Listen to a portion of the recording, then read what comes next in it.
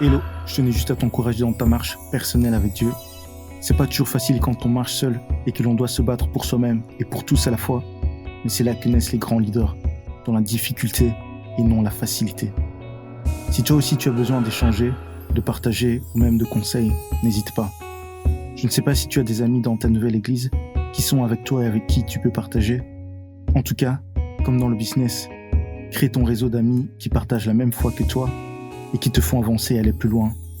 Sois avec des personnes qui ont le même feu que toi, qui ont la même passion que toi, qui ont le même zèle que toi, afin de pouvoir avancer plus rapidement. Et surtout, avance car à ta vie et au sérieux de ta marche avec Dieu est attaché le salut de ta famille, de tes amis et de ton entourage.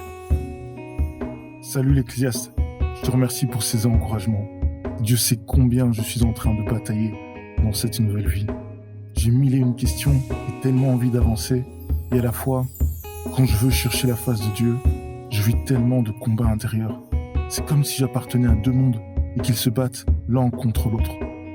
Du coup, je suis tiraillé des deux côtés.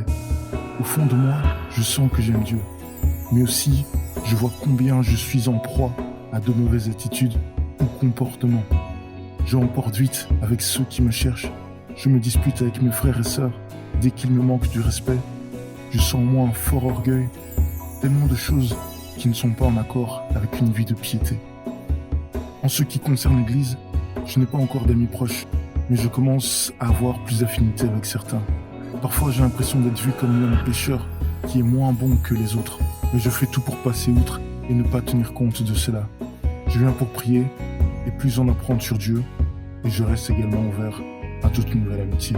Je reste pas fermé pour autant. Tu sais, le juste marche par la foi et non par sa force et sa justice. La foi, c'est d'accepter le pardon de Dieu pour toutes nos offenses présentes et passées, et de vivre par la justice de Christ et non la sienne. Toute personne qui te fait voir qu'elles sont justes et pures et pas toi, ne les calcule pas, et en ton esprit, dis « Je vis par la justice de Christ et non la mienne. Par la justice de Christ et non mes œuvres. » On est tous pécheurs, et personne par tous ses efforts n'arrive à plaire à Dieu et ne peut plaire à Dieu. C'est impossible et Dieu le sait. C'est pourquoi c'est par la foi en la grâce offerte par le sacrifice de Christ que nous sommes justifiés devant Dieu et non par nos œuvres. Éphésiens chapitre 2 verset 8 dit « Car c'est par la grâce que vous êtes sauvés, par le moyen de la foi, et cela ne vient pas de vous, c'est le don de Dieu. » Donc, nos efforts humains sont présents pour maîtriser notre langue quand on veut mal parler, maîtriser nos pensées quand elles sont perverses, prendre notre cœur et lui ordonner de pardonner l'impardonnable, faire le bien quand les personnes ne le méritent pas, se lever et prier quand on n'a qu'une seule envie, dormir, se discipliner à marcher selon les principes de Dieu. On peut citer ici Galates chapitre 5 verset 22, mais le fruit de l'esprit, c'est l'amour, la joie, la paix, la patience, la bonté, la bienveillance, la foi, la douceur, la maîtrise de soi.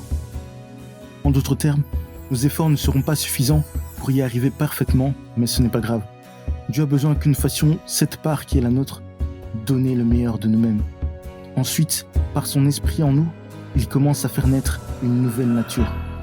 En soi, le divin commence là où l'humain s'arrête. Eh ben, je ne sais vraiment pas quoi dire. Par ces mots, c'est comme si Dieu me parle à nouveau. Toute la semaine, j'ai lu le livre d'Éphésiens, je l'ai écouté, et tu me partages également un verset de ce livre.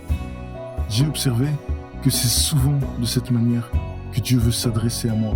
Et c'est à chaque fois le même scénario qui se répète avec différentes personnes.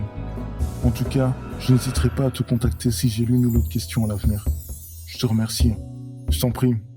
On reste en contact.